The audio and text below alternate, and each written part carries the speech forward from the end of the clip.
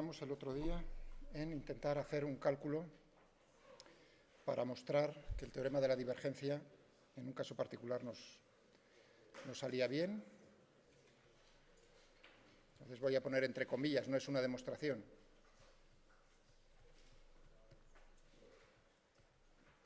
Lo pongo así.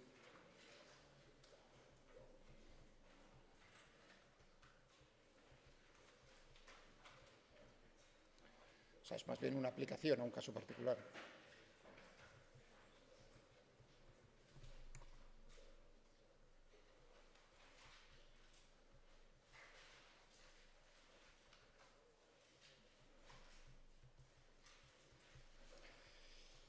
Si no me equivoco, llegué a mostraros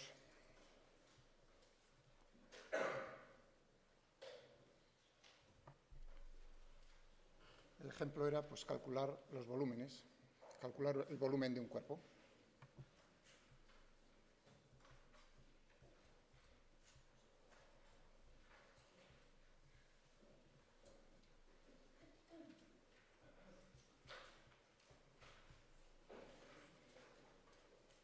¿De acuerdo? Que cogíamos el elipsoide. Bueno, podríamos coger primero una esfera, pero ahí ya tengo un elipsoide. ¿Vale? Tenemos la forma paramétrica.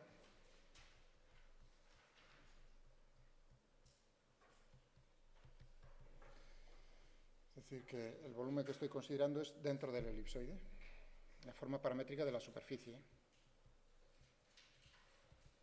Estamos considerando esta, la tenemos aquí. Incluso creo que llegué a jugar a achatar el... Tenemos para el eje X, tenemos un semieje a lo largo del eje X que vale 2. Y en cuanto al eje Y y al eje Z, vale 1. La única diferencia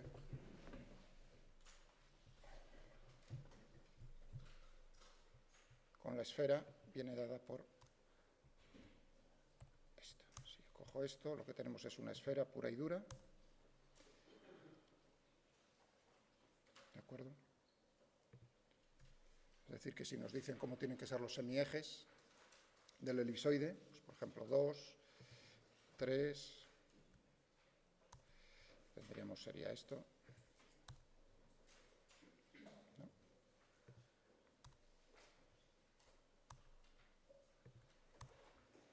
Ahí tenemos. ¿De acuerdo? Tenemos esta figura.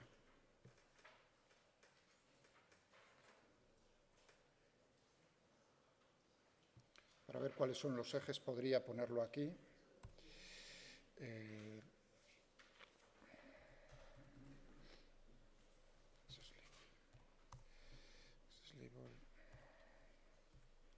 Parece que ponía X.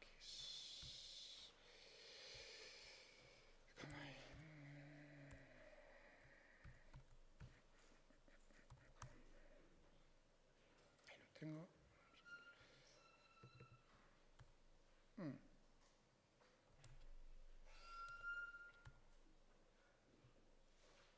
¿Tamaño es este? Ah, no, sí, ahí.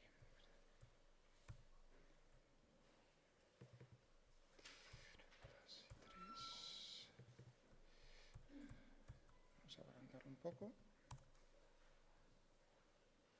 No se ve.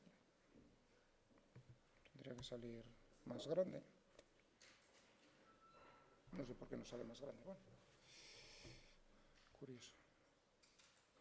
Aquí tenemos entonces a lo largo de esta dirección del espacio el eje X, a lo largo de esta el eje Y y a lo largo de esa dirección el eje Z, esas tres. Entonces, calcular el área de la superficie de este elipsoide sería simplemente hacer esta integral. Tendríamos que escoger, fijaos que aquí viene, el área correspondiente a cada uno de estos, entre comillas, rectángulos, paralelogramos, y sumar. Esos son infinitesimales.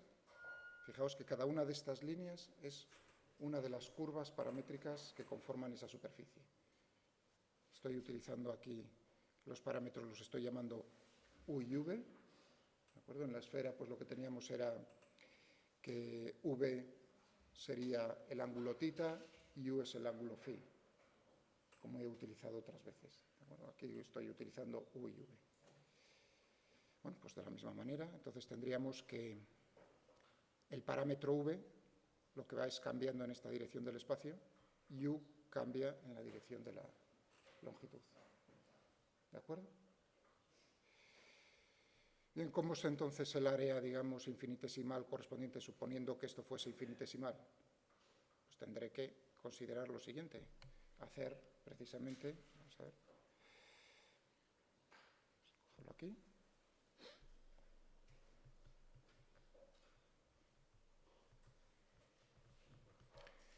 O sea que tenemos aquí R que depende de U y V, o sea,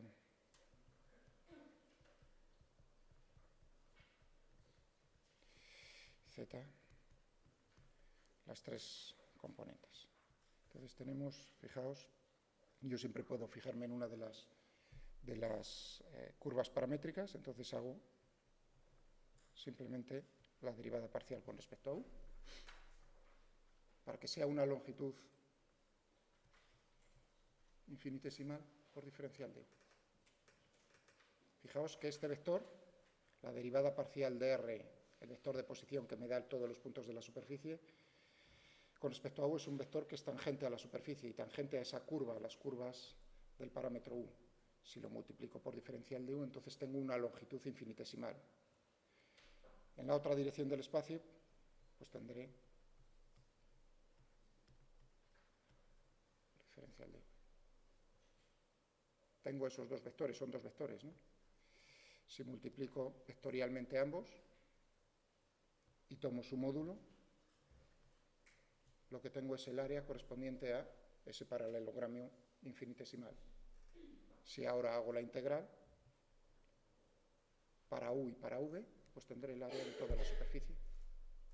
Si esto lo saco diferencial de U, diferencial de V fuera, pues lo que tendré es, para esta superficie S, lo que tendremos será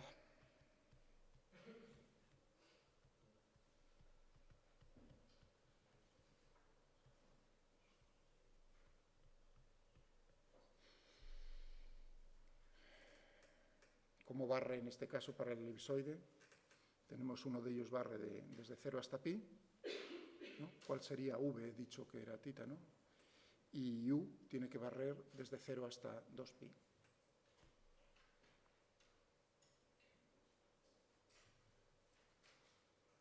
Esto es lo que tenemos. Entonces, norm, como utilicé el otro día, es simplemente el valor absoluto. Y nos sale, pues en este caso, 21,4784, si está en el sistema internacional, todo serían metros cuadrados. Y ahora nos preguntamos, pues la aplicación es el teorema de la divergencia. Y bueno, pues voy a coger un campo vectorial.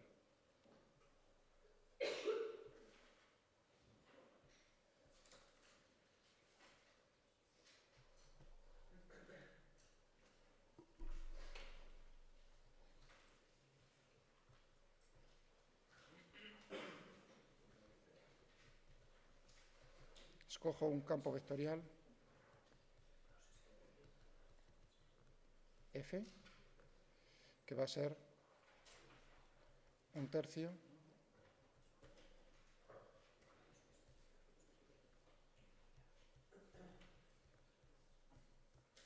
Z por K, o, si lo queréis así, 1/3 de X y Z. Si calculo la divergencia de F,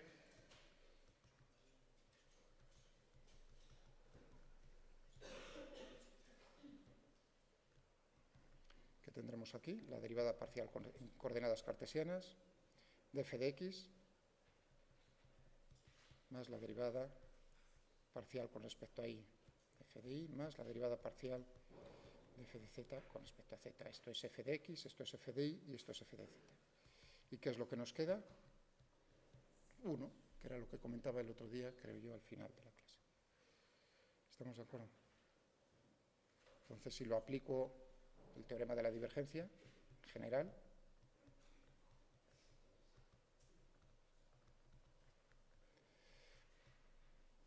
Fijaos, ¿no? Tendríamos aquí, ¿qué tendríamos? El flujo a través de una superficie cerrada, ¿no? S de F. Este es el flujo, que va a ser igual a la integral de volumen de la divergencia de F. Si ahora cojo precisamente el campo que estoy tomando, como veréis en nuestro caso, simplemente tendré 1 por diferencial de V. Es decir, es igual al volumen. ¿Estamos de acuerdo? Si escojo este campo. Y es lo que hacemos aquí. Ojo, tengo que hacer la integral. Fijaos, podría hacerlo de esta manera, o bien puedo hacerlo cogiéndome esto, que es lo que tenemos en esa expresión que estoy mostrando, que voy a mostrar que acabo de mostrar y voy a volver a mostrar. Voy a calcular el flujo de ese campo, que es 1/3 de las componentes X y Z, a través de esa superficie.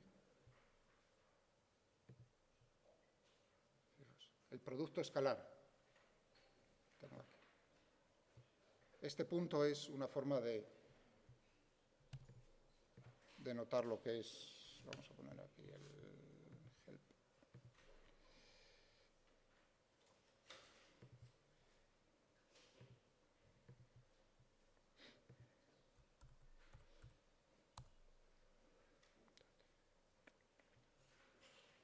Bueno, a los productos de vectores, de matrices y de tensores. Simplemente podemos utilizar este punto, que lo tenéis en las paletes, o utilizar simplemente dot, que es lo que estamos haciendo aquí. O sea que tengo el producto escalar del campo por, y ahora tenemos claro el vector, que es normal a la superficie en todos los puntos, con el área infinitesimal correspondiente. Ese es nuestro vector diferencial de S o diferencial de A, que los utilizo indistintamente. Lo tengo que integrar naturalmente desde 0 hasta pi para V y desde 0 hasta 2pi para U. Y lo que me queda es 8.37758, el sistema internacional, si está en metros todo, en metros cuadrados. Perdón, es el volumen, metros cúbicos. Fijaos que esto era el área, metros cuadrados, esto es metros cúbicos. ¿De acuerdo? Ahora habría que comprobarlo, que no lo tengo aquí hecho, pero podríamos intentarlo ahora sobre la marcha, que es, fijaos que esto es la parte izquierda de la igualdad. Comprobar que el volumen, si lo calculo con la integral de volumen, ¿no? Me sale el mismo resultado. Pues vamos a intentarlo. Es decir, que lo que tengo que cogerme ahora aquí, precisamente esto que tengo. O sea, que este resultado ya lo acabamos de ver, cómo lo he hecho. Ahora lo que tengo que cogerme es precisamente eso. Vamos a hacerlo.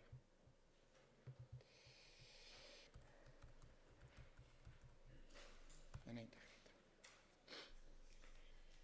Fijaos, tengo que contabilizar, voy a hacerlo con el truco que utilizaba para integrales de volumen en coordenadas cartesianas. Es decir, que tendré que decirle if, voy a ponerlo más grande para que lo veáis, que no me lo pedís desde ahí arriba, pero yo creo que lo veréis mejor al 300%. Entonces ahora tendré que decir, en una esfera es fácil, ¿no? Una esfera de radio R, ¿cómo tendría que poner puntos fuera y puntos dentro? ¿Qué condición cumplen los puntos dentro? X cuadrado más Y cuadrado más Z cuadrado es menor que o igual que el radio al cuadrado, 1, 2, lo que fuese. Pero tenemos un elipsoide. Entonces, ¿sabéis qué es lo que cómo lo tendría que expresar? ¿Cómo tendría que modificar eso? Con los ejes, teniendo en cuenta los ejes. Es decir, que ahora los puntos dentro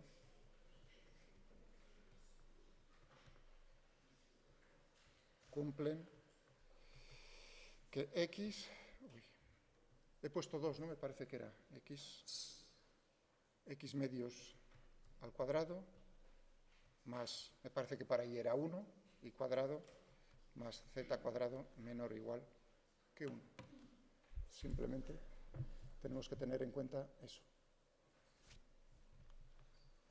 En este caso particular, si tuviésemos para cada semieje A, B y C, pues lo que tendría sería x dividido por A al cuadrado más dividido por B al cuadrado menor o igual que 1. Tendríamos eso. Vale, pues vamos a ponerlo. O sea que tenemos x al cuadrado dividido por 4, ¿no? Más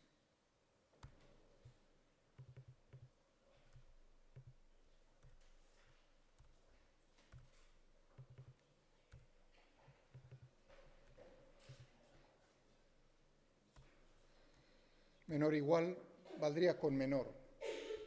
No hay ningún problema si pongo, no hay distinciones en el volumen, el espesor de la capa es infinitesimal, da igual. Y esto he dicho que menor o igual que 1. ¿Qué ocurre si es menor que eso? 1. Y si es mayor, 0. Si no se cumple, pues tendremos eso. O sea que ahí tenemos ya el 1 para puntos dentro y 0 para puntos fuera. Y ahora simplemente habría que decirle para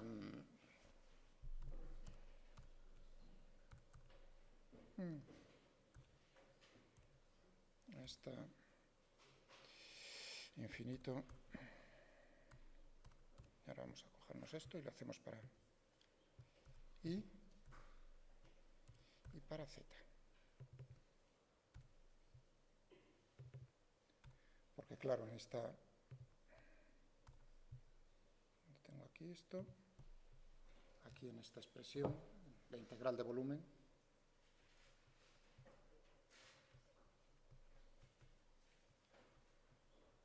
esto no es nada más que para la esfera, para ese volumen determinado, el de x. No sé cómo lo tenemos puesto.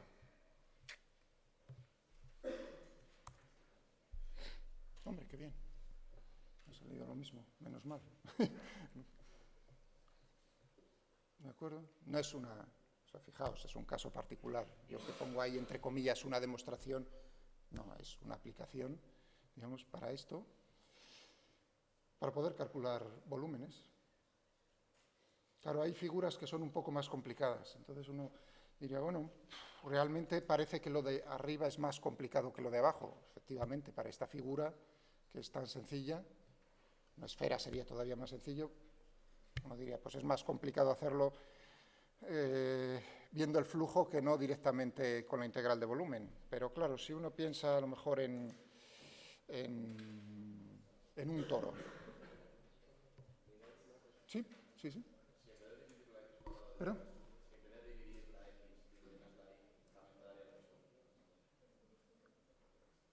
Hombre, tengo semiejes, tengo que tener en cuenta cómo son los semiejes. Los tengo aquí. 2 para el componente x, 1 y 1. Entonces, si coges y cambias naturalmente tu elipsoide, ¿entendido? Tendrías que ponerlo tal como puse yo en la expresión antes. Cada uno dividido por su semieje elevado todo al cuadrado. Esa es, digamos, entonces lo que tenemos es, lo que acabo de poner yo con el menor o igual, esta es la forma, esta sería con un igual la forma explícita de esta superficie que es un elipsoide.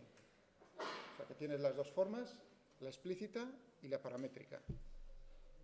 ¿Alguna cuestión más? Estaba diciendo, así que si la figura es más complicada, por ejemplo,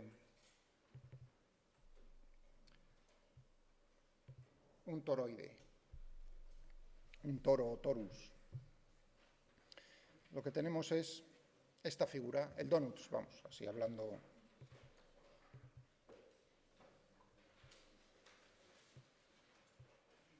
Fijaos. claro,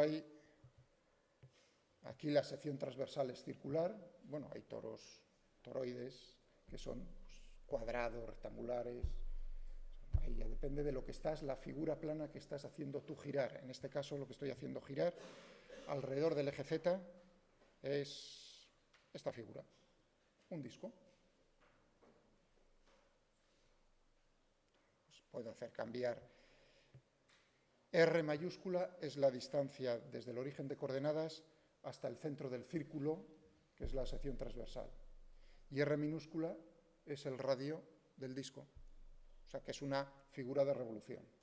Hay, digamos, teoremas de esos, ¿no? Los de Pappus y Pappus-Guldin y esas cosas, o sea, darle nombres a cosas que uno puede deducir sencillamente. O sea, esos teoremas para volúmenes de cuerpos de revolución no tienen ningún problema. Se basa precisamente en cómo es la figura, el área de la figura plana que estamos haciendo girar, donde se encuentra, entre comillas, el centro de masas de esa figura plana, el centro geométrico de esa figura plana, y de esa manera en eso se basan esos teoremas. Si a alguno le suena, ¿no? Pues en eso es muy sencillo. Reciben un nombre, bueno, pues vale. Entonces lo que hago aquí es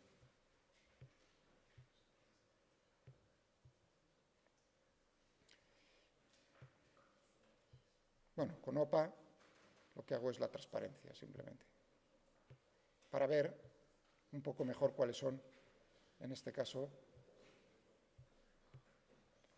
las curvas paramétricas. En este caso. Bueno, si el asunto fuese entonces aquí. Bueno, por cierto, ¿cuáles son las ecuaciones paramétricas?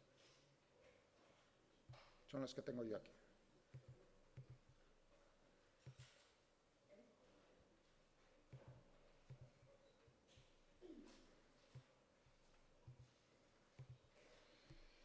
¿De acuerdo? Fijaos, uno dice, uff, qué raro, la coordenada X, la coordenada X, la coordenada Y, la coordenada Z, es esta. ¿Cómo llega uno a eso? Si uno se fija precisamente en la figura plana que tengo por aquí, bueno, eso es un muelle.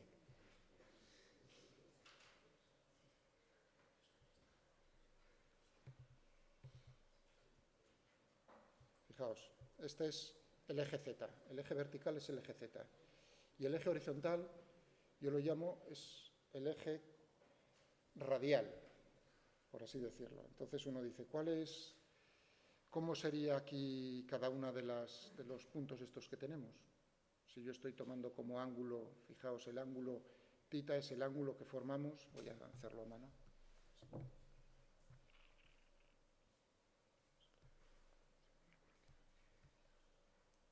Está bien perder unos segundos en lo del toro porque es una figura muy importante en magnetismo. ¿Dónde tenemos aquí? Esta.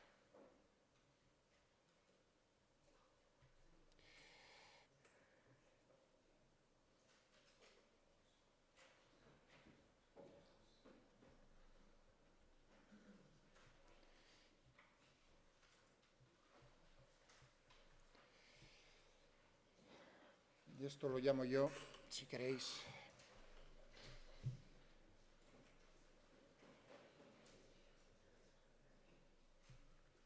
R minúscula, por radial.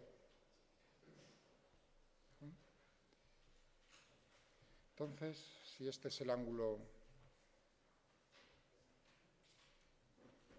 como lo estoy utilizando aquí, si este es el ángulo, a ver cómo lo he utilizado para que me quede igual.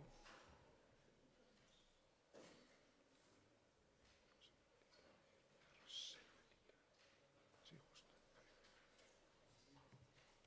Si cojo este ángulo θ, ¿de acuerdo? Este punto, ¿qué coordenadas tendría? Estamos en el plano SRZ.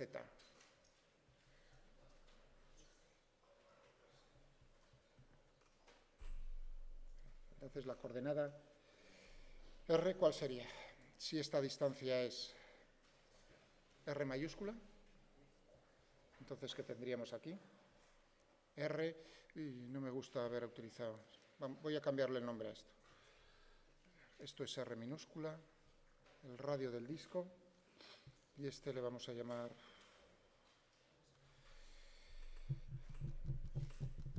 Voy a utilizar X. En el plano X, en el plano XZ. Entonces tendríamos para la coordenada X que tendríamos R más, perdón, R por el coseno, fijaos que coseno de tita. Y para Z tendríamos simplemente, quieto ahí, R seno de tita. Esos son las dos coordenadas. Y ahora hay que fijarse qué ocurre si nosotros esta coordenada, que es realmente la radial, estamos considerando que lo estamos haciendo girar alrededor del eje Z. Entonces, simplemente para la coordenada X, tendría que tener en cuenta, visto desde arriba,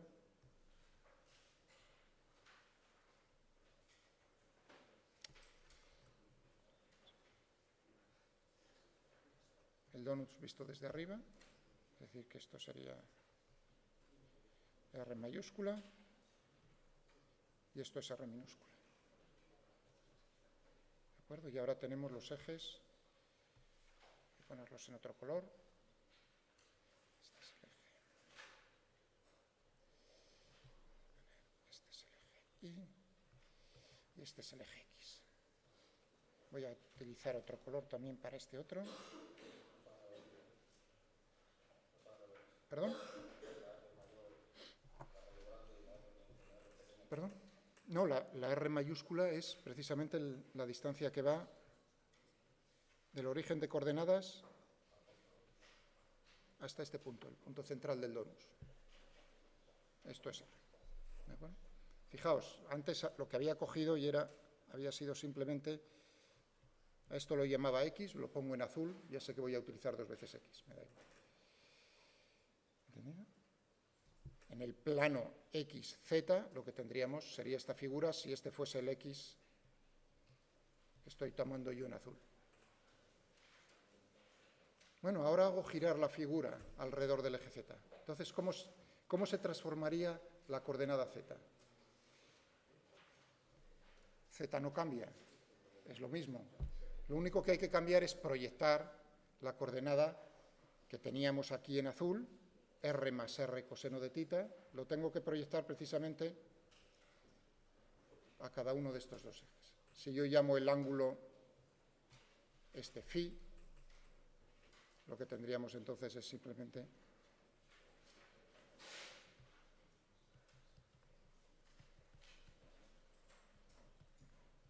por coseno de phi, y sería R más R seno de tita por el seno de phi, y Z he dicho que no cambia. Seno de tita. Esta es la forma paramétrica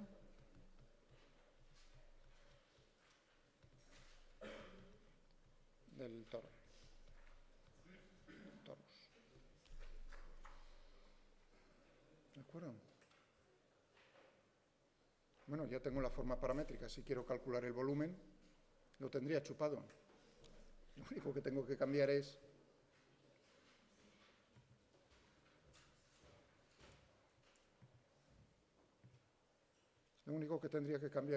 aquí esto,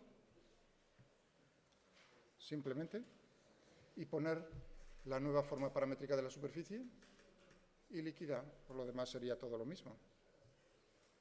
Podría calcular el área y podría calcular el volumen viendo el flujo de ese campo, X y Z, un tercio de X y Z, o bien haciéndolo... y ahí viene la dificultad. Y si yo, la parte, digamos, esta estaría chupada para el toro. Es lo mismo, simplemente tendría que cambiar X y Z. Puedo hacerlo para que no os quedéis con la... Vamos a cogernos...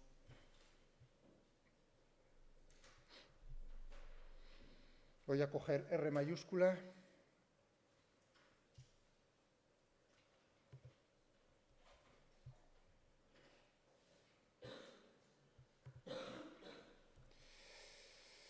Vamos a ver, R mayúscula. ¿Qué cogemos para R mayúscula? 2. ¿Y para R minúscula 1? ¿Os parece bien? Pues 2. Entonces tenemos 2 más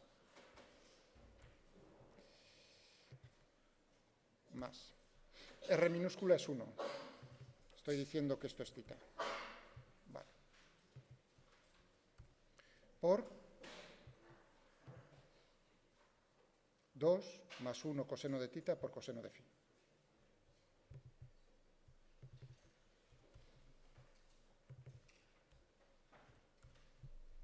Por coseno de φ. Bueno, vamos a cogernos para la componente y. Eso es fácil. Simplemente tendré que cambiar el coseno por el seno. Y en cuanto a lo que se refiere a la componente z, simplemente tendríamos el coseno de θ. Uy, perdón, R seno de θ.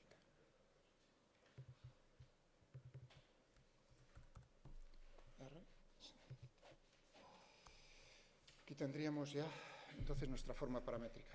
Vamos a hacer ya el cálculo de la superficie. Voy a copiarme. Voy a hacer el dibujo.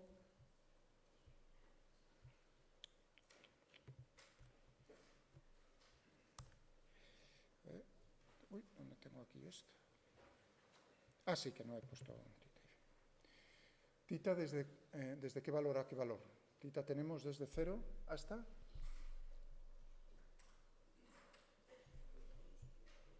Fijaos que lo tenemos aquí. Desde 0 hasta... ¿Hasta dónde? Hasta 2pi.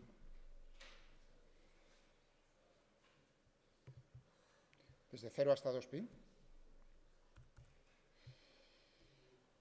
Vamos a ver. Phi tengo que barrer, desde luego, desde 0 hasta 2pi. Y θ también desde 0 hasta 2pi.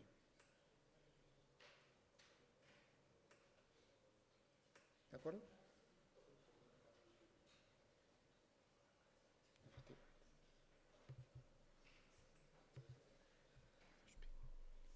Y phi desde 0 hasta 2pi. Ahora ya tengo ahí mi torno. ¿Sí?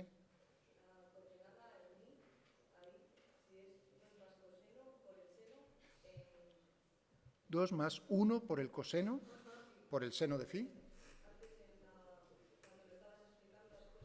A ver. Ah, sí, gracias. Cierto. Muchas gracias por la corrección. Muchas gracias. Cierto. Gracias, María. Ahí, corregid eso porque eso es un coseno. ¿De acuerdo? Bueno, ahí tendríamos entonces ya nuestra superficie, el volumen, sería cogerse simplemente esto.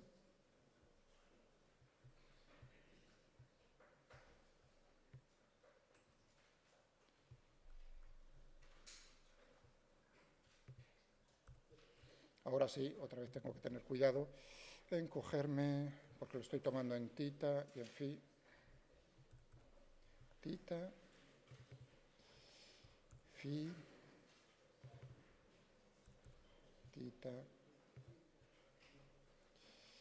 y phi.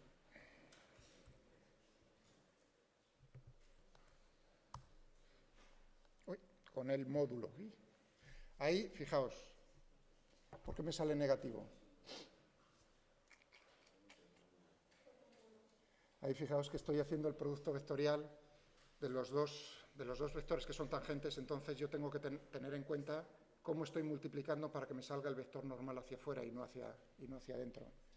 Es decir, que aquí lo que tendré que cogerme es simplemente... Uy. No. Phi. Y aquí...